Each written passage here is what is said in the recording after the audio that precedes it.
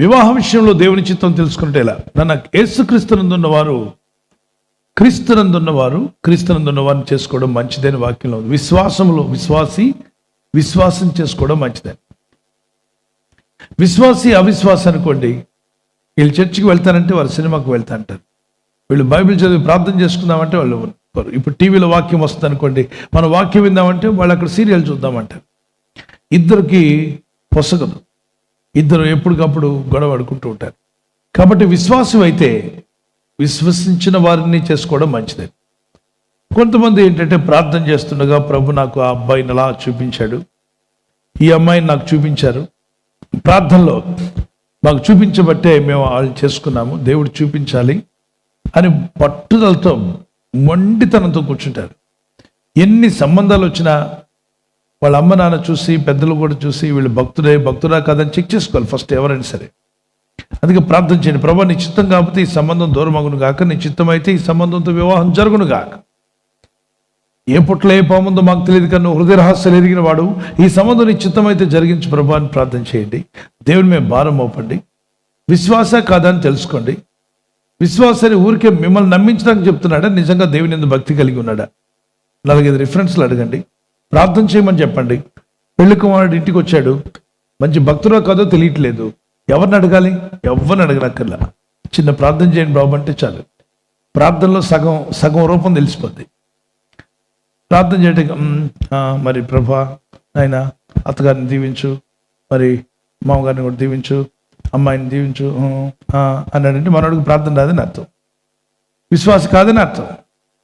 ఇప్పుడిప్పుడే నమ్ముకుంటున్నాడో లేకపోతే మిమ్మల్ని నమ్మించడానికి వచ్చాడో తెలియదు. ఇంకో రకం ఉంటుంది, అరిచి బల్ల గుద్దేస్తుంటారు ప్రార్థనలో, ప్రభు మరి నాయన మా అమ్మగారిని దీవించు, మా అత్తగారిని దీవించు, నేను చేసుకునే భార్యను కూడా, ఈయనకి భార్య కాలేదు అప్పుడే భార్యను కూడా దీవించానంటే ఓవర్ యాక్షన్ గాడు, పెళ్ళి అయ్యాక వదిలేసి పారిపోయారు. అక్కడికి వీళ్ళు కూడా జాగ్రత్తగా ఉండాలి. కాబట్టి ఓవర్ యాక్షన్ చేసి బ్యాలెన్స్ లేకుండా ఉన్న వాళ్ళని ఈజీగా మనం కనిపెట్టేయగలం. అందుకే వివేచన వరం అడగండి. వివేచన వరం ఉన్నట్లయితే, వివేకము అందరిలో ఉంటుంది, ఎంతో కొంత వివేకం, కానీ దేవుడు ఇచ్చినప్పుడు అది ఇంకా అద్భుతంగా పనిచేస్తుంది. మీరు వివేచించగలరు. అందుకే ప్రార్థించి అతిశయం లేకుండా యథార్థంగా ఉన్న వ్యక్తిలా కాదని చెక్ చేయండి. ముందు మనిషిలో యథార్థత ఉండాలి. ఎంత చదివాడు, ఎంత డబ్బు సంపాదిస్తాడు, కానీ యథార్థవంతుడా కాదా, నమ్మకస్తుడా కాదా. తర్వాత ఈ మధ్య టెస్టులు కూడా వచ్చాయి, బ్లడ్ టెస్ట్ చేసుకుని ఆ రిపోర్ట్ కూడా ఇవ్వాలి వివాహానికి ముందని గవర్నమెంట్ కూడా పెడుతుంది.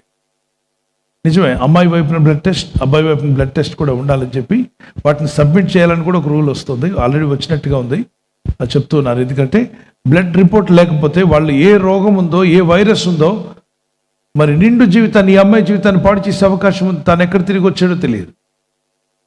మరి చూడడానికి అంత బాగానే ఉన్నాడు, కానీ వివాహం అయిన తర్వాత ఈ కుమార్తెకి లేనిపోయిన వైరస్ అంటుకుంటే ఏం జీవితం ఏమైపోతుంది? కనుక బ్లడ్ రిపోర్ట్స్ కూడా సబ్మిట్ చేయాలని చెప్పి ఒక వాదన కూడా వచ్చింది. మంచిదే, హెల్దీ రిలేషన్షిప్స్ ఉండవు. ప్రార్థించండి దేవుని వాక్యానుసారం. కాబట్టి క్రీస్తుని మీకు కలలో కనబడాలి, దర్శనంలో కనబడాలని పట్టుకండి. ప్రార్థించండి, ప్రభా ఇది నీ చిత్తం కాబట్టి ఈ వివాహం సంబంధం దూరపరచు, లేదా నీ చిత్తం అయితే దీన్ని జరిగించు ప్రభు అని ప్రార్థన చేయండి. చిత్తం కాదా ఆయనే క్యాన్సిల్ చేస్తాడు. చిత్తమైతే ప్రార్థనాపూర్వకంగా ఉంటున్నప్పుడు ఆయన జరిగిస్తాడు. విశ్వాస కాదని చెక్ చేసుకోండి. చదువులు బ్యాలెన్స్గా ఉన్నాయో లేదో చూసుకోండి. ఈడు జోడు కరెక్ట్గా ఉందా లేదో చూసుకోండి. మరి చేసుకున్న తర్వాత లోకం రకరకాలుగా అంటుంటుంది. కాకి ముక్కుకు దొండపుండు, కాకి ముక్కుకు దొండపుండు అంటున్నాడు ఒక ఆయన. నీకేం వచ్చింది రోగం అని చెప్పి అడిగారు. పక్కన కూర్చున్నాడు పెళ్ళిలో. అమ్మాయి ఏమో నల్లగా ఉందట, ఈ అబ్బాయి ఏమో తెల్లగా ఉన్నాడట. అసలు ఎలా చేసుకుంటున్నాడని చెప్పి, నువ్వా చేసుకునేది అతని మనసుకు నచ్చేలా దేవుడు చేశాడు. వాళ్ళిద్దరు మనసులో నచ్చాయి, ఒకరినొకరు మనసు ఇష్టపడి వివాహం చేసుకుంటారు. మధ్యలో నీకేంటి రోగం? కొంతమందికి మధ్యలో ఏదో ఒకటి వేస్తూ ఉంటారు. అందుకే దేవుడు జతపరిచిన వారిని నరుడు వేరు చేస్తే అది శాపం. ప్రార్థన చేసుకుని ముందుకు వెళ్ళండి. ఇలా ఎవరైతే ఒక వ్యక్తి నాకు దేవుడు దర్శనంలో చూపిస్తేనే చేసుకుంటానని చెప్పి పేచి పెడుతూ వచ్చాడో అతనికి ఇప్పుడు 55 సంవత్సరాలు, ఇంకా పెళ్లి కాల. దేవుడు చూపిస్తాడని ఎదురు చూస్తున్నాడు, పైన అంతా ఊడిపోయింది. మరి మనిషి పెద్దోడైపోయాడు. ఎందుకు వేస్ట్ చేస్తున్నా? వాళ్ళ నాన్న అంటాడు, నేను ముసలివాడిని అయిపోయాను, చేసుకోరా బాబు.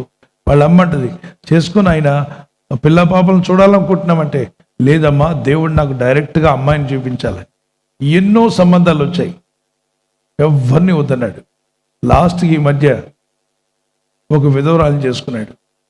ఇప్పుడు అంటున్నాడు ఆయన, నేను ముందే ఎన్నో సంబంధాలు దేవుడు తీసుకొస్తే 25 సంవత్సరాల నుండి నేను పిచ్చివాదం పెట్టుకున్నాను. ఎవరో ఒక పాస్టర్ గారు చెప్పారట, నీకు చేసుకునే అమ్మాయి నీ కలలో వచ్చి నిండు గౌన్తో కనబడుతుందని. ఆ గౌను కనబడలే, ఆ అమ్మాయి కనబడలే. 55 నిండిపోయానికి. కాబట్టి ఇటువంటి మాటలు నమ్ముకొని మోసపోకండి. కొంతమంది సేవకులు మరి తెలుసో తెలియకో ఏదో వాళ్ళ తొందరపాటులో మాట్లాడిన మాటలు మీరు వాటిని వేదవాక్కు కింద తీసుకోకండి. వేదవాక్కు అనేది బైబిల్. విశ్వాసం చేసుకోవచ్చు అన్నాడు. కాబట్టి విశ్వాస కాదని చెక్ చేయండి. విశ్వాస జీవితంలో ఉన్నట్లయితే, వాక్యానుసారంగా ఉన్నట్లయితే వివాహానికి ముందుకు వెళ్ళొచ్చు. ఆ వివాహం అయ్యే రోజు వరకు కూడా ప్రార్థన చేయాలి. ప్రభా ఇది నిశ్చితం, కాకపోతే దూరపరచు, నిశ్చితమైతే జరిగించమని. కుటుంబం అంటే ఒక పక్షికి 2 రెక్కలు, 2 ఆడిస్తేనే పక్షి పైకి ఎక్కుతుంది. విశ్వాసి అంటే ప్రార్థన ఉండాలి, వాక్య ధ్యానం ఉండాలి. వాక్య ధ్యానము ప్రార్థన ఉన్నప్పుడు పక్షిలాగా పైకి ఎగరగలడు. మరి క్రైస్తవ జీవితం వివాహం అంటే జోడెడ్ల బండి. 2 ఎద్దులు కలిసి లాగితేనే బండి కదులుతుంది.